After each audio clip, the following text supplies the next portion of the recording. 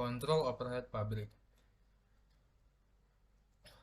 Biaya overhead pabrik adalah salah satu 3 komponen utama yang membentuk biaya produksi selain biaya material langsung dan biaya tenaga kerja langsung.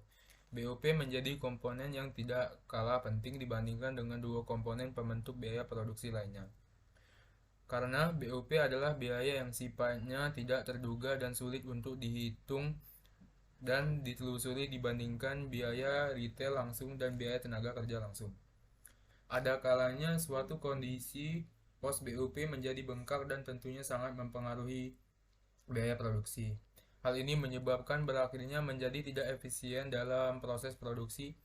Maka dari itu penting untuk menganggarkan BOP agar setidaknya manajer harus tahu batasan pengeluaran-pengeluaran yang timbul dalam pos BOP. 3 unsur utama yang terkandung dalam proses BOP adalah biaya material tidak langsung, biaya tenaga kerja tidak langsung, dan biaya overhead pabrik lainnya.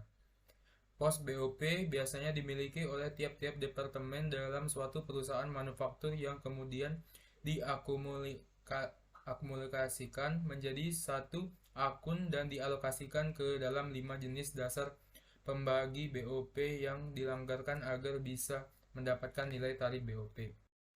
Berikutnya, kita mengenal kontrol overhead pabrik, manufacturing overhead control.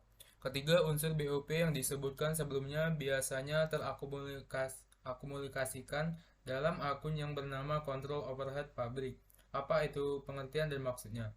Akun ini biasanya dijadikan pegangan bagi manajemen puncak untuk mengevaluasikan seberapa baik manajer tiap departemen dalam mengendalikan BOP, sehingga manajer tiap departemen dapat diminta pertanggungjawaban atas BOP yang terjadi di tiap departemen melalui akun kontrol overhead pabrik.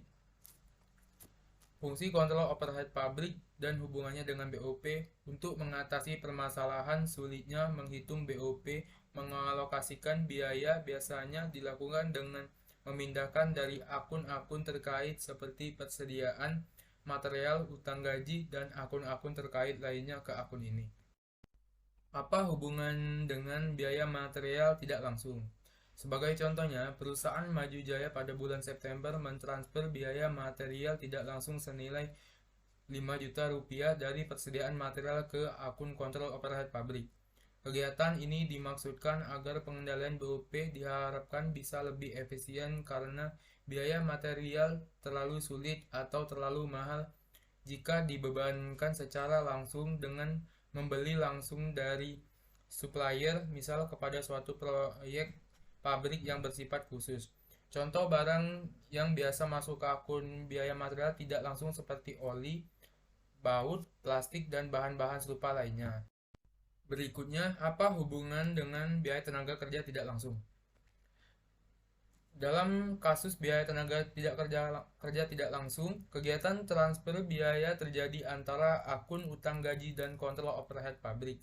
Biaya tenaga kerja tidak langsung memang timbul di dalam proses produksi pabrik, namun tidak secara langsung terbebani pada suatu proyek pabrik yang bersifat khusus. Sebagai contohnya, perusahaan Maju Jaya mencatat pembebanan biaya upah supervisor proyek pabrik khusus sebesar 6.700.000 rupiah. Berikutnya, apa hubungannya dengan biaya overhead pabrik lainnya? Sama seperti dalam kasus biaya material tidak langsung dan biaya tenaga kerja tidak langsung. Biaya overhead lainnya juga mengkredit akun-akun terkait dan mendebit akun kontrol overhead pabrik. Sebagai contohnya, perusahaan Maju Jaya mencatat depresiasi mesin pada suatu proyek pabrik khusus sebesar 8.300.000 rupiah. Berikut jurnalnya.